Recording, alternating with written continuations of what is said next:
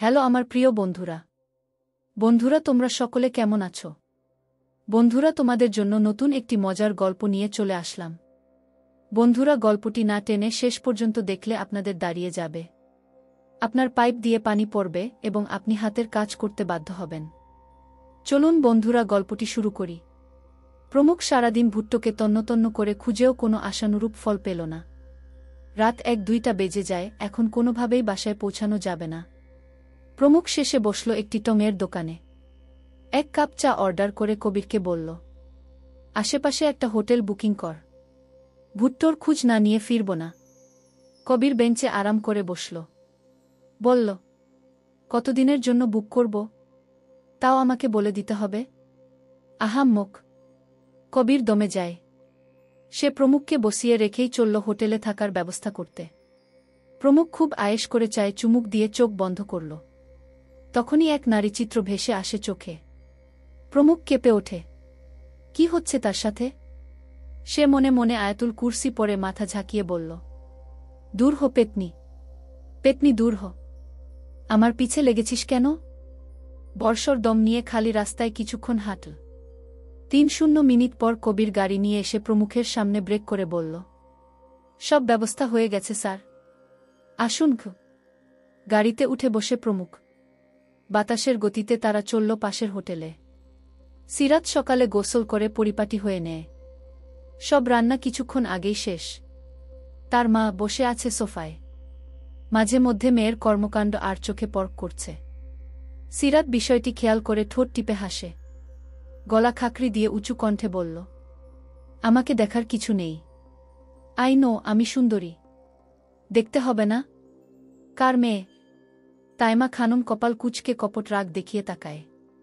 মুহূর্তেই উচ্চস্বরে হেসে উঠে বলে, এক চড় মেরে দাঁত ফেলে দেব। বেয়াদব। চের মারো আর যাই করো, সত্যি কখনো লুকানো থাকে না গি। তাইমা খানম গাল ফুলায়, মুখ অন্যদিক করে বসে রইল। সিরাত ভার্সিটির জন্য রেডি হয়ে খাওয়ার টেবিলে বলে 1 প্লেটে ভাত বাড়ে। তাইমা খানমকে টেনে চেয়ারে বসিয়ে সে অন্য চেয়ারটায় বসে। এরপর মায়ের দিকে প্লেট বাড়িয়ে বলল, অনেক রেস্ট করেছ, এবার খেতে খাও। তাইমা খানম মুখ বাঁকাল। বলল, আমার কথা শুনিস? তাহলে আমি কেন তোর কথা শুনব? শুনি না? না হু। তাইমা ভাত মাখিয়ে জবাব দেয়। সিরাত ভুরু কুঁচকে বলল, অকারণে রেগে আছো কেন? রেগে থাকা কি উচিত না? উহু। তাইমা 1 লোকমা ভাত সিরাতকে খাইয়ে বলল, ছেলেটাকে তোর পছন্দ না? কোন দিকে খারাপ? আমাকে বুঝিয়ে বল। সিরাতের অটোমেটিক খাওয়া বন্ধ হয়ে যায়। তার চোখে ভাসে কাল রাতের কথা। সাফওয়ান যখন উল্টো পাল্টা কথা বলল তখন লজ্জায় সিরাত কল কেটে দেয়। বালিশে মুখ গুজে পড়ে রইল অনেকক্ষণ। এরপর ছোট্ট টেক্সট পাঠিয়ে বলল, কাল ভার্সিটির সামনে থাকবেন, কথা আছে। আজ ঘুমাই, বাই। মায়ের মিট ধাক্কায় হুঁশ ফিরে তার। কিছুটা অপ্রস্তুত হয়ে চোখ পিট করে বলল, কি বলছিলে? আবার বলো। তাইমা রেগে যায়। প্লেট টেবিলে রেখে উঠে পড়ল তৎক্ষণাৎ।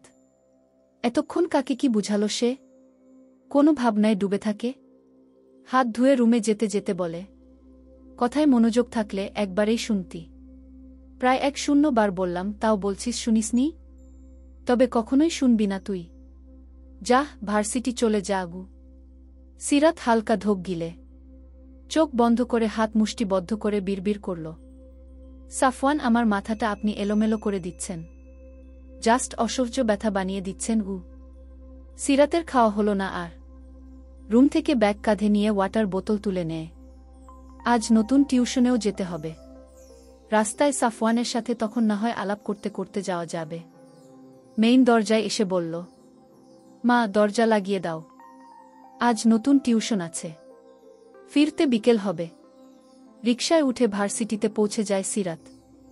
হন্তদন্ত হয়ে সিঁড়ি দিয়ে ক্লাসে প্রবেশ করতেই একটি মেয়ের সাথে ধাক্কা পড়ে যায় সে।